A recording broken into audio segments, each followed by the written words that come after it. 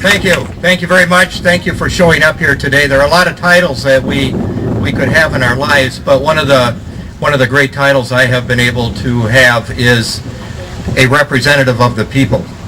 And that is critically important to me, and to make sure that I and Cody and the others of us continue to listen to we the people.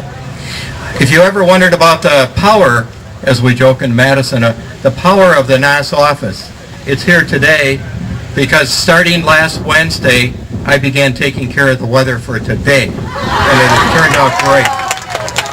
As Vicki said, this is almost like a military action. I spent a bit of time in the military helping to preserve our opportunity to vote with a lot of...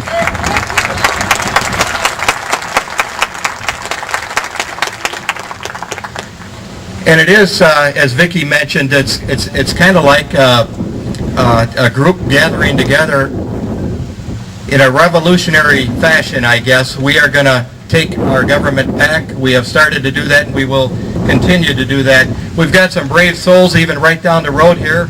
A guy that interned in my office a number of years ago and then went off to the United States Navy, came back. Dr. Mark Davis, what a brave soul, with the 4x8 yard signs out in his front yard. That's a guy that's not intimidated. And if we look at where we were and where we are today, we do not want to go back under Burke to the early 1990s. And if you recall, at that time, the Democrats controlled everything. Property taxes were going up, in particular, the school district portion of the property tax. And what happened is that the people got upset. They took back their government. Property taxes on the school board side, on the school district side, were going up 6 to 7% every year. And the people said enough.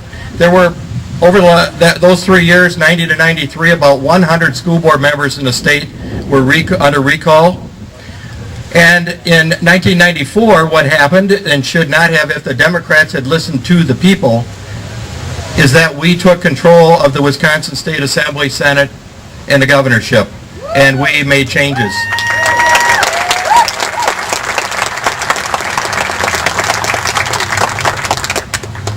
And we'll continue to move forward.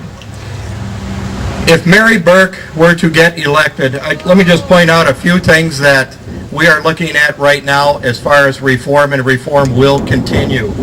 The Government Accountability Board, we want to turn that upside down and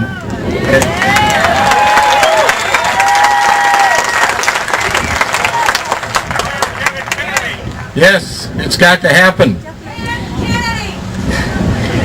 The GAB, if Mary Burke is elected, will remain. There will be no changes, and we will be at a standoff.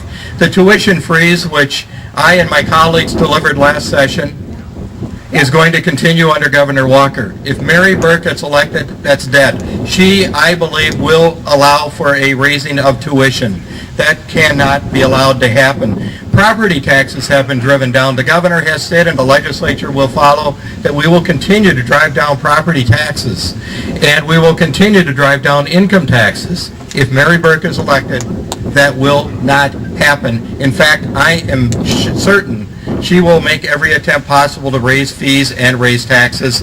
We Republicans would, of course, stop her, but we would not make any more forward movement for 4 long years.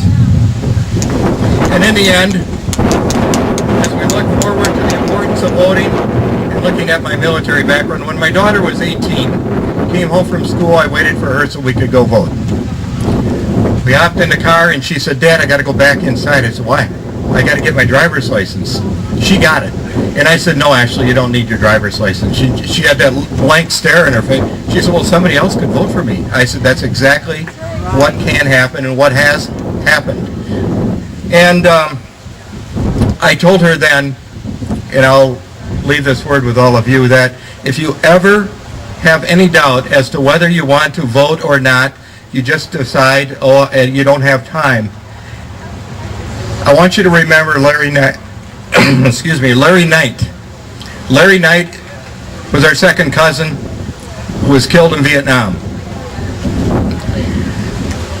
And there are so many others.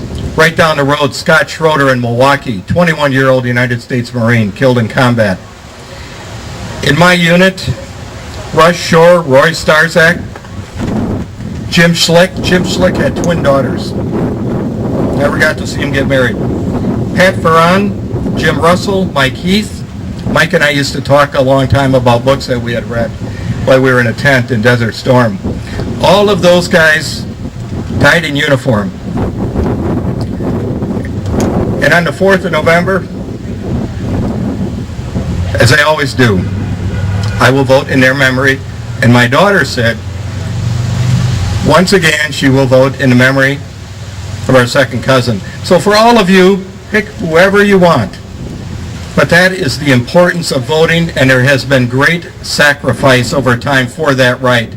So when you think about sitting back, I realize none of you will, but those you run into that just don't have the time, remind them of the sacrifice, because there's probably somebody in their family that sacrificed so much. And let me leave you with two of my favorite quotes that I took to the legislature with me and are still extremely important today. John Adams said that the best way to preserve our democracy is to leave it in the hands of the people. And that's all of you and your friends, neighbors, your sons and daughters.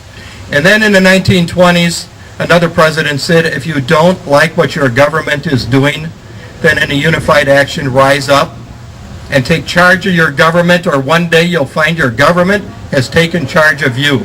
That is what we did with Act 10. We took charge of our government, and we will continue to do that on your behalf. Thanks.